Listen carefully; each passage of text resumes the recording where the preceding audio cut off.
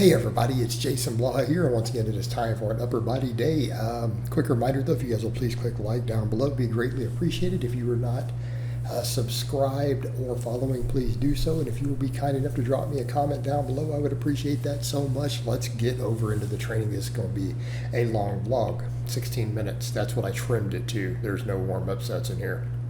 All right, pretty much same thing for all the basic workouts. The only adjustments I made, I'm like, let's make sure the shoulder health's good, make sure ranges of motion are long.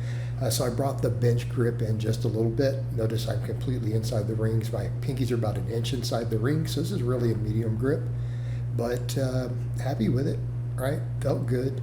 Exact same reps and sets I did last time. I'm not taking these sets to failure. Obviously, I'm just getting real close. I did all my curls to failure though. So taking it just real close, leaving about 1 rep in reserve. I decided to do with the pull-ups the same thing. Let's bring the grip in to right about shoulder width. I'm like, let's just make sure we're getting a really good stretch there.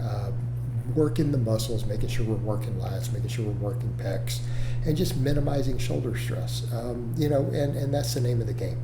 What I can't do when I'm cutting, because I'm doing all that cardio, I'm doing the bro diet.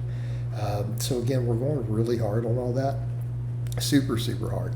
So I need to be aware of making sure I don't get any inflammation anywhere, because recovery could be compromised. Now, my diet is absurdly high in antioxidants, so that's one perk of doing the hours of cardio every day. I can keep calories higher, more whole foods. So it's literally like, man, I could squeeze more brown rice, more vegetables, all this stuff in. Right? So that's the idea. I want to keep inflammation absolutely low as possible. So it's a big part of the game here with that, keeping that inflammation minimized as much as possible. But I also need to think about that. Let's just make sure that the joints are healthy. But it's like, let's do lots of shoulder work too. So with all this, it's just 3 sets of 8. And I'm trying to get as high as I can on the pull-ups.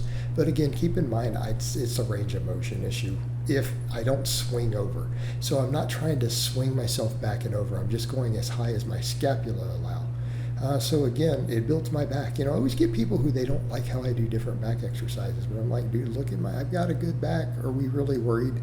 And that's the thing. I kind of laughed, and it's like, and no offense intended to anyone here, but they're like, well, your back would be even bigger if you did this different. I'm like, look at my proportions already. I mean, realistically, does anyone think my back needs to be even bigger?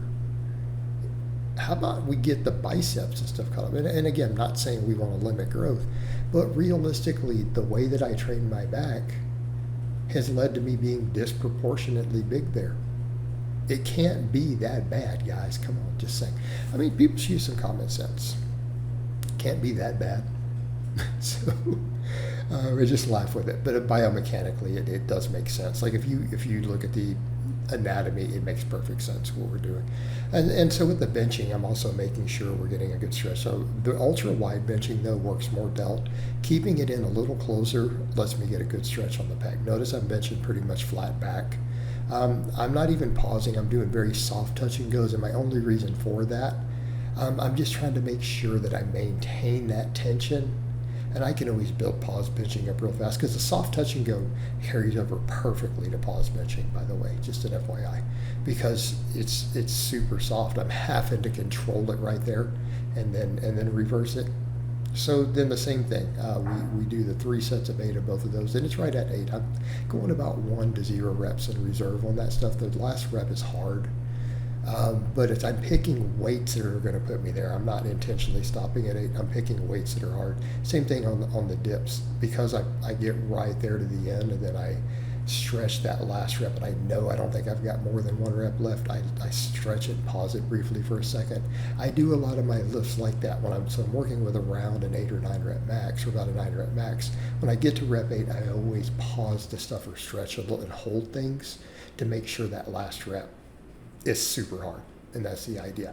So notice even with the rows, I get to that 8th rep and I let it hang at the bottom a little longer, just to make sure the rep that I know is going to be about my last one, I just want to make it more difficult so that we know that we're closer to failure with it.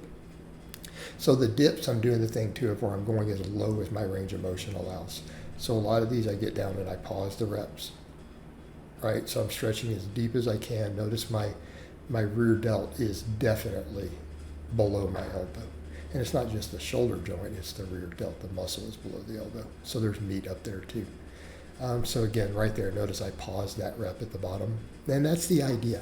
So it's just kind of pointing that out when we're talking proximity to failure. If I'm trying to be about 1 rep in reserve, when I say, this rep here would be the last clean rep I think I can do without cheating, I always try to make it just a hair harder. Let's pause it at the bottom. Let's, slow the eccentric down. So on the last rep of the bench, I always try to slow the eccentric down a little more when I know it's going to be the last rep I'm going to do. Same thing, the rowing, that last rep, I try to stretch deeper and hold it at the bottom. So it's not even getting a stretch reflex. And that's kind of the idea. And again, this stuff makes my chest, it makes my back grow. I mean, I don't think anyone's going to say from these side views that, my chest or my back, not pretty good. Arms need work, rear delts and stuff need work. Undoubtedly, and we're going to do all that at the end here. The thing is, though, it's also got brought up as far as tricep volume. I just can't handle more. The benching does work triceps. I don't really feel it personally. So that's why I don't count it towards my tricep volume. If people say, why don't you? We know it grows it. I just don't feel it. I feel the dips. I get a crazy good tricep pump on the dips. And then they just feel beat like a hammer on the extensions. So because I'm doing twice a week, 3 sets of dips, 3 sets of the extensions, my triceps just feel like they don't have anything left. They're just destroyed. Like I start losing the pump off after those sets. But it could be because the bench is also fatiguing them. I really am doing the 9 sets twice a week. So I'm kind of like, I'm technically only doing 12 total sets a week for triceps, even though they're potentially a weak link. Not that I'm going to grow significantly with this deficit, but you guys get the idea. But it's also if I'm not counting the bench press. And I don't think anyone's going to deny a full range of motion dip as a tricep movement. People will deny a bench press. Yeah. You can't tell me that a dip done all the way down is not a tricep exercise. Come on, silly. In fact, people back when I was younger used to say, if you get strong enough at dips, you don't even need extensions, right? Because the dip is different than a bench. There is a different impact because that arm is back there behind you, just like a kickback works that long head. Granted, it's in more of a contracted position, right? Just like with a kickback, where it does work long, it does, but so does a dip. So it legitimately counts. But between those two, like my triceps are just done. Now my biceps need a little more. So I'm like, I really do need 2 bicep exercises. I really do. So here I'm doing this, and this is as far as this strict curl, I had someone say, why are you doing a half rep? I'm not doing the other function of the bicep here. I'm not bringing it up to the face. But that is a full, as far as the elbow joint goes, that's 100% range of motion. I'm working all the way. I'm just keeping the arms to my sides for now. I just want to see if that does any different. Not a big deal. It's just a slight variation. They're both valid forms. So I'm just messing with that for a bit, just progressively overload that. But, I mean, if we're working the elbow through the full range of motion, I think we're good. It's not like we aren't doing pull-ups and other stuff. I think it's okay. So I'm just taking it all the way up as high as it goes. And it's not like, oh, use less weight. I'm being super strict, and I'm doing sets of 10 that are pretty well, those are to failure. So those are failure, like I get to the bottom, I just can't do another one. Whereas when I started losing reps, you guys saw I had a little snafu. I went to rack it and I missed the hook. Fortunately, it's only 110 pounds. So, re-rack it, we're good. I leave snafus in, right? I leave the snafus in. Might as well. But as far as the curls go, I'm locking out at the bottom, coming to a complete stop, and I'm curling up. I'm keeping the elbows as best I can. Keep in mind, because I have big lats. My elbows will not touch my sides. I physically cannot do it. So I've had people say, once you pin them down, I'm like, I don't physically have the ability. Look at my back when I turn around. I can't. So, but in this case, we're working the elbow through the entire range of motion. And funny enough, even though there's a little bit of that pop to the side, I can't feel it. When I do it, I literally only feel I'm literally only bending my arm up is all that I feel. And I feel nothing but bicep. When I do it that way, I don't feel any of the other muscles. I don't feel any shoulder. I literally feel nothing but my bicep. The only muscle I actually feel with that form at all. I don't feel anything else. So that's probably a good thing. So let's just run with it. And that's I got 8 reps with that weight last time, and I got 3 sets of 10 today. So that's progress. And I'll work that weight up. Let's see if I can progress it in that technique, that form. But that is working the elbow through the full range of motion. What we're not doing is the shoulder flexion that works the long head a little bit more. But I don't think that's going to make or break me at this point. Let's just do that, and then no one can complain and say, oh, you're using other muscles, right? People do that to me all the time. But we can't do that there, right? Because if the only joint that is going through any significant degrees of movement is the elbow, and we're taking the elbow through its longest possible range of motion, right? I'm coming up till the bicep touches the forearm, and I'm locking out at the bottom, right? There we go. We can't claim this is not bicep. Somebody will. This is the funny thing when people critique my stuff. Someone will come in and say, right? They're going to come in and say, it's all trap. He's not working his biceps at all. Yeah, always. So then I did 3 sets of laterals. I took the weight down on all the stuff just to be real strict. So these were right about 12 reps, and then I couldn't get more. So 12 reps was 0 reps in reserve. And I'm keeping these strict, trying to keep them out to the side. So I did these, and I did 3 sets of rear delt flies on the incline bench. I feel like I got to have the more delt work. I almost feel like I can work front raises back in, but I just feel like my front delts are so dominant. But realistically, good balance training. As I get leaner, I do need those side and rear delts to pop more. I think that'll make or break me a lot. At this point in the game, honestly, it's probably more important than my arms. I had 2 different bodybuilders who compete, and one of them is actually a prep coach last year, who are friends of mine. Literally told me, honestly, your arms are not even your weakest. They're just your delts. They're like your side and rear delts. Hit those when you get leaner later, and it'll make all the difference.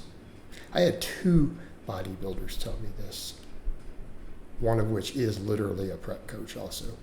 So, do we think, am I going to disagree with them? Like, I literally have them say, like, honestly, your arms structurally are an issue, but they're really not small. And if you get leaner, they'll just look bigger. They're like, hit the delts. Okay. So let's just do that while we continue to cut. So 3 sets of laterals, 3 sets of rear delt flies. So if I did this twice a week, that gives me 12 direct sets for delts. Keep in mind all that pushing, all that pulling. I mean, we're doing 6 sets of rows and 6 sets of pull-ups. That's rear delt and some side delt. Doing all the pressing, that's front delts. So these are more direct. It's making sure we double down on the side delt and the rear delt. Keep in mind, these movements do work even the front delt to some extent. There's always some overlap. But again, here took these to failure, right? It's got to where I can't do another rep. And I know a lot of times people are like, how do we know you just stop? Like, no, because I get to the bottom and I go to move, and I feel like it sticks. And it's like, I know I don't have another rep, right? I can just feel it right there. So this is what it is. They're challenging, they're hard. I felt my delts burn. I felt my shoulders burn on all 6 of these sets. So let's do that. We'll keep doing that. So we did 3 sets of 12 on the side, 3 sets of 10 with the same weight on these. And I like to do these on the incline bench. And I know I get the range of motion that I'm capable of. It's that same situation we see with the other stuff. It's just my back and all this other stuff feels like it almost gets in the way as far as I can go. But that's okay. We're hitting the muscle. We're working rear delts, working side delts. And then I'm like, let's just do some dumbbell curls. At the end of the day, guys, curls are curls. And I think we make too big of a deal out of a lot of stuff. Yeah, lengthened positions, fine and everything. But I could just come in and just do sets of curls to failure. So I'm like, let me just grab the dumbbell curls and do sets until I can't do reps, right? Let's just take them all the way. I got like 13 and I got like 10 or 11 on the 4th set. When you're getting down to where I'm reaching failure and struggling to get the last couple reps, and then I'm reaching failure, we're good. The first one didn't quite reach. I left no reps in reserve, didn't go to failure. The others, though, I got there and I'm just like, it stuck at the bottom and it just stuck. So that's definitely failure. So taking these to failure. It looks like the cut is slowly coming along. I looked bigger. After my workout, I went and looked in the mirror with the pump, and I went to the bathroom. I'm like, oh God, my waist is definitely smaller. Definitely, and I looked thicker up top. So that part of that would explain the relatively modest weight loss. Just looking fuller and thicker. So I feel like I have wiggle room on the calories and stuff. It's like I could add more cardio, or I could drop a little more calories out, because the performance is good today. Like I don't feel like my performance is suffering. So if I want to lose, and the scale is going down, but it's going down a hair slower than I'd like, I mean, I could always take it down a little more, and it might be totally acceptable. I think that could be reasonable. But finished up here, pretty overall happy with today's workout. Everything felt good, it all burned, all got a good pump, felt challenging, but still felt good. So I hope it's been informative, and I'll talk to you guys and gals next time.